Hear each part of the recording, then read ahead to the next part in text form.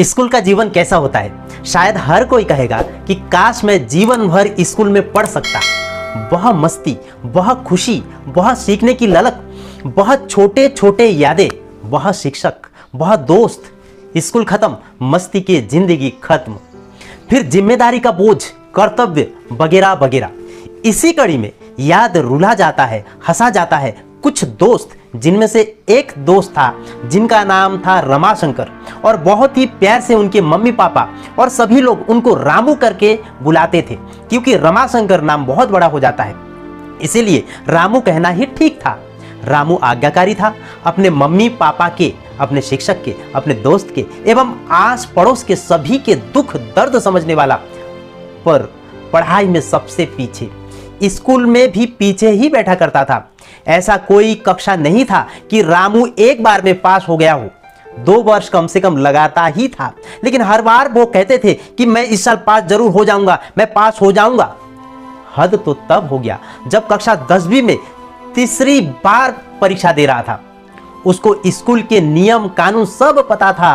कुछ भी काम दे दो, कुछ भी वो करेगा, लेकिन पढ़ाई नहीं करेगा।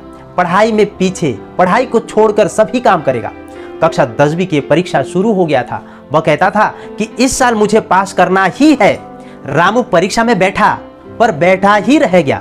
पिछले परीक्षा जैसे तैसे दिया, और जिस दिन सामाजिक विज्ञान का पेपर था तो रामू ने सोचा आज तो मैं जरूर लिखूंगा, क्योंकि सामाजिक विज्ञान उनको बहुत ही अच्छा आता था। और एक प्रश्न आम था, जिस प्रकार से इंग्लिश पेपर में होता है, वंडर ऑफ साइंस। आप जानते हो कि ये ऐसे हैं, और ये ऐसे हर साल आता है। कक्षा 8वीं से लेकर 12वीं में कम से कम 20 बार आ ही जाता है। तिमाही, 6 माही, वार्षिक, प्री बोर्ड, इसी प्रकार से ये wonder of science her paper में रहता ही है। उसी प्रकार से एक क्वेश्चन जो है सामाजिक विज्ञान में था, वो है पानी और पथ की लड़ाई, जो कि बाबर और हेमू के बीच में हुआ था। इस वर्ष भी वह प्रश्न आ गया। रामू को यह प्रश्न देखकर बहुत मजा आ गया। उनके चेहरा में अलग सा चमक आ गया, क्योंकि इस प्रश्न का उत्तर रामू को पता था। वह लिखना शुरू किया। प्रश्न क्रमांक 6, पानीपत की लड़ाई। और उत्तर, मेरे घर के सामने एक कुआं है, कुएं में पानी है, कुएं के पास से एक छोटा सा पगडंडी अर्थात पथ जाता है।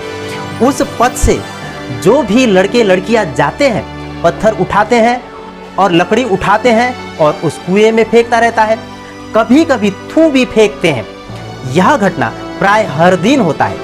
रामू लिख रहा है। यह बात कुएं को अच्छा नहीं लगा। वह एक दिन पथ से बोला, देख ये ठीक नहीं होगा, पथ तू मेरे पास से दूर हो जा। पर पथ बोलता है, मैं क्या करूं, मैं थोड़ी ही फेंकता हूं, मेरा इसमें क्या दोष, मेरे पे चलने वाले फेंकते हैं। 1-2 बात में दोनों में झगड़ा हो जाता है। और इसी प्रकार से रामू लिखता है कि झगड़ा शुरू हो गया, और कुएं के पास एक खड़क है और तलवार है पथ के पास। दोनों तलवार और खड़क से आपस में लड़ाई शुरू हो जाता है।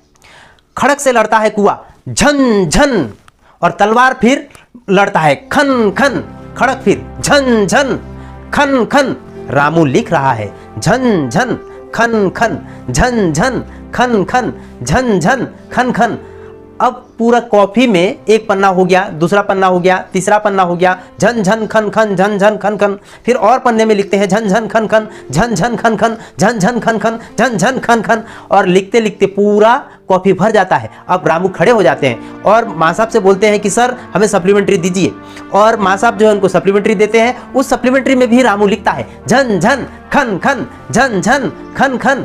और इसी प्रकार से लिखते लिखते लिखते लिखते अंतिम घंटी बज जाता है, छुट्टी का घंटी। जैसे ही छुट्टी के घंटी बजता है तो माँ साहब आते हैं, बोले कॉफी दे दे। अब रामू क्या करेगा, उनका तो लिखा हुआ नहीं पूरा। वो लिखता है कि समय अभाव से युद्ध पूरा नहीं हो सका, और कॉफी माँ साहब को दे देते हैं।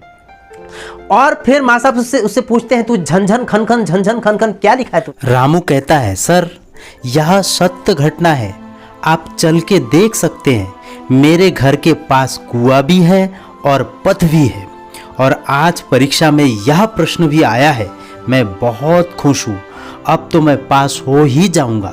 मेरा विश्वास है अब तो मैं फेल नहीं होऊंगा, मैं पास हो ही जाऊंगा। ऐसा दोस्त ऐसा दोस्त हर किसी को मिले। मैं ऐसा अपेक्षा करता हूँ कि कहानी अच्छा लगा है आपको तो लाइक करिए, सब्सक्राइब करिए, शेयर करिए दोस्तों के लिए। जय हिंद।